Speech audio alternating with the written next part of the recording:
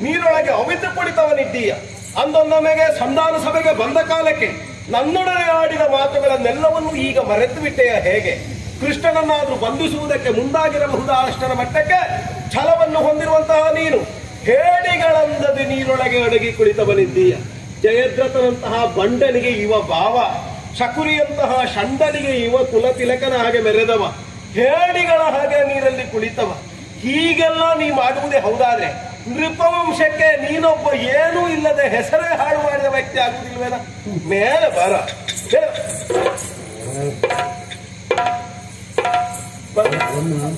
ದೇವರೇ, ಏನು ದೇವರೇ, ಬರುವ ಲಕ್ಷಣವೇ ಕಾಣುವುದಿಲ್ಲ.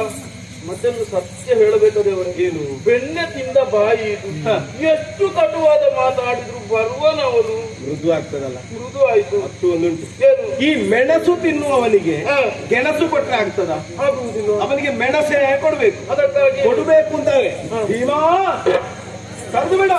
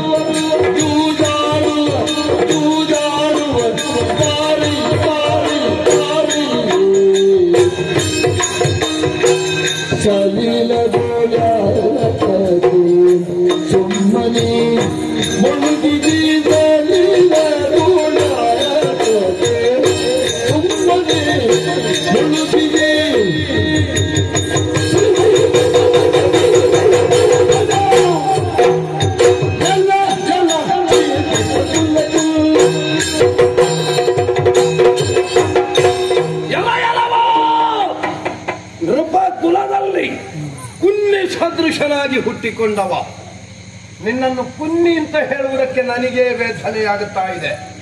ಯಾಕೆ? ನಾವು ಹುಟ್ಟಿದಂತಹ ಚಂದ್ರವಂಶ, ಅದೇ ವಂಶದಲ್ಲಿ ಹುಟ್ಟಿದವನಾದ ಕಾರಣ ನಿನ್ನನ್ನು ಆ ರೀತಿಯಾಗಿ ನಾ ಸಂಬೋಧಿಸುವುದಿಲ್ಲ. ನೃಪ ಕುಲದಲ್ಲಿ ಹುಟ್ಟಿದವನೇ ಬಾರ ಮೇಲೆ ಮಾವನಾದಂತಹ ಶಕುನಿಯ ಸಹಾಯದಿಂದ ಕಪಟದ ಜೂತವನ್ನಾಡಿದ್ದಿ. ಈ ಹೊತ್ತಿಗೆ ನೋಡು, ಪಾಂಡವರ 5 ನಿನ್ನ ಜೊತೆಯಲ್ಲಿ ಜೂತವನ್ನಾಡುವುದಕ್ಕೆ ಸಿದ್ಧರಾಗಿದ್ದಾರೆ. ಅಳಿದು ಹೋದಂತಹ ಶಕುನಿಯನ್ನು ನಿನ್ನ ಬಳಗವನ್ನೆಲ್ಲ ಕರಿ, ಮತ್ತೆ ಜೂತವನ್ನಾಡು, ನಮ್ಮನ್ನು ಸೋಲಿಸು, ಅಣ್ಣನನ್ನು ಮತ್ತೆ ವಿಪಿನ ಕಟ್ಟು. ಹೆಚ್ಚೇನು ನೋಡಿದೆಯೋ ಅಲ್ಲಿ ಹಿಂಭಾಗದಲ್ಲಿ ನಮ್ಮ 5 ಮಡದಿಯಾದಂತಹ ದ್ರುಪದಜೆ ತನ್ನದಾದಂತಹ ಸೀರೆಯನ್ನು ಮೈ ಮೇಲೆ ಹೊತ್ತುಕೊಂಡಿದ್ದಾಳೆ. ಅವಳ ಸೀರೆಯನ್ನು ಸುಲಿಸು. ಬಾ ಬಾ, ಬರುವುದಿಲ್ಲ?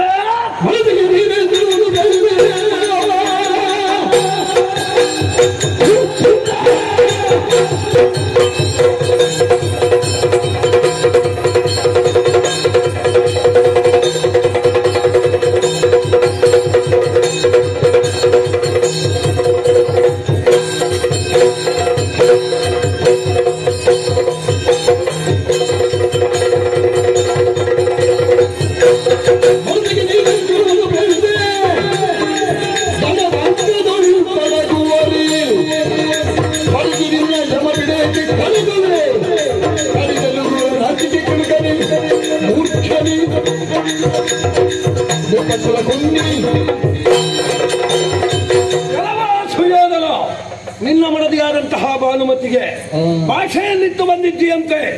ಪಾಂಡವರ ಪ್ರಾಣ ಹರಣ ಮಾಡದೆ ಪುರಪ್ರವೇಶ ಮಾಡುವುದಿಲ್ಲ ಎನ್ನುವ ಹಾಗೆ ಆ ಛಲ ನಿನ್ನಲ್ಲಿ ಉಂಟು ಅಂತಾದ್ರೆ ಆಮೇಲೆ ಹೆಚ್ಚೇನು ಅರಸನಾದಂತಹ ನೀನು ನಮ್ಮ ಜೊತೆಯಲ್ಲಿ ಕಾದಾಟವನ್ನು ಮಾಡಿದೆ, ಪುರಪ್ರವೇಶವನ್ನು ಮಾಡಿದೆ ಅಂತಾದ್ರೆ ನಿನ್ನ ಪ್ರಜೆಗಳು ಕೇಳಿಯಾರು ಪಾಂಡವರ ಜೊತೆಯಲ್ಲಿ ಕಾದಾಟ ಮಾಡಲಿಲ್ವಾ ಅಂತ ಅವರಿಗೆ ಯಾವ ರೀತಿಯಾಗಿ ಮೋರೆಯನ್ನು ತೋರಿಸುವುದಕ್ಕೆ ಸಾಧ್ಯ ಇಲ್ಲ.